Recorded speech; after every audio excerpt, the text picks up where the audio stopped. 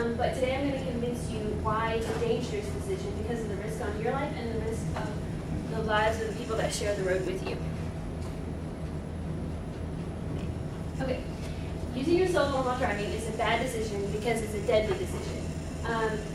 It quadruples your collision risk and increases your fatality rate by 9-fold.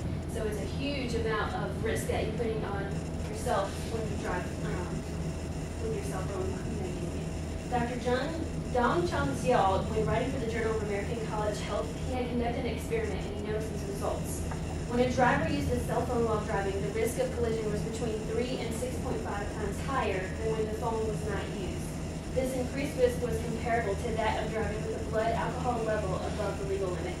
We all know that driving under the influence is dangerous, and you see the effects of that every day, but using your cell phone is comparable to that. It's really not a good decision.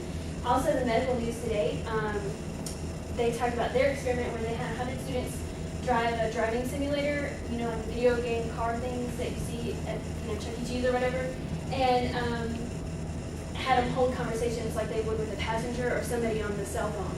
And even in the virtual simulations, they noticed that they were unable to maintain stable speeds or safe driving distances. So even then, that you can see the effects of that. And I have a video to kind of further illustrate that.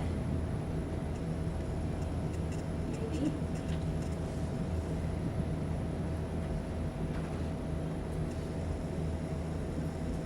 How do I make it big? Oh.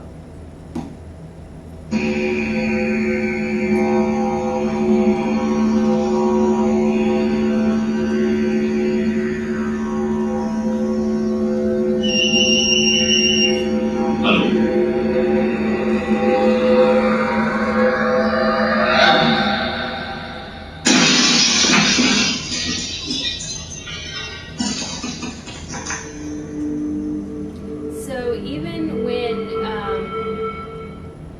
sorry, give me just 1 second. Even when you, even just using their driving obviously influenced the way that he drove his toy car. Imagine, a 2-ton car underneath your hands having the same results. It's not a good decision.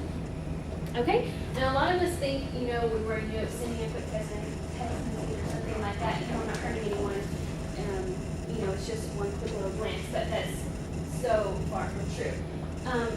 Lori Orwellski, when writing for the Journal of Prevention and Intervention in Communities, stated that cell phone users are 4 times more likely to be involved in injury-related crashes than non-cell phone users. In fact, 21% of fatal crashes result from cell phone usage.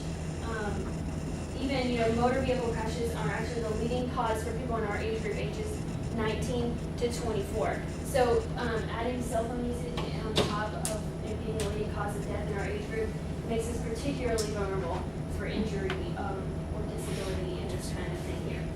But just to share Cheyenne's story, she was driving a well-known road, one that she drove every week or so, and she looked at a text message for just a couple seconds when she swerved and crossed into the other lane, crashing into an oncoming SUV. Both cars were completely totaled. The doctors had to pull glass from the windshield out of her eyes. She broke her legs, her nose, several of her ribs, and it took her 10 months to learn how to be able to walk again. She tells people her story today and asks them, what's more important, the text message right now or your life? Something to remember next time you get into the car. If that doesn't convince you, then perhaps the police will, because it's against the law. So far, 30 states have banned texting while driving, including Virginia. So right now it's only a secondary offense. They have to catch you doing something else, and if they see you texting as well, they can pull you over and write you 2 tickets. So that's definitely something that will want to deter you from using your cell phone. And 28 states have restrictions on all handheld cell phone use, period, so you can't even make a call. Right now, Virginia only has that if you're under the age of 18. Actually, 8 states have added the law. You can't even use hands-free cell phones. Okay, and here's a couple ways that you can resist the temptation. Go to www.getisup.com, and that way you can add an application on your cell phone where it'll block all incoming messages and all incoming calls, so you don't even get the call. That way you won't even be tempted to pick it up.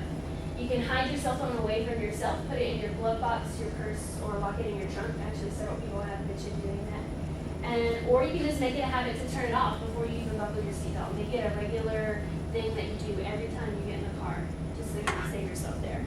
Okay? And in conclusion, driving is a privilege that comes with great responsibility. Remember, when you get behind the wheel of a car, you hold other people's lives in your hands. And when you drive distractedly, you're driving recklessly and carelessly. So please remember to drive first, talk later.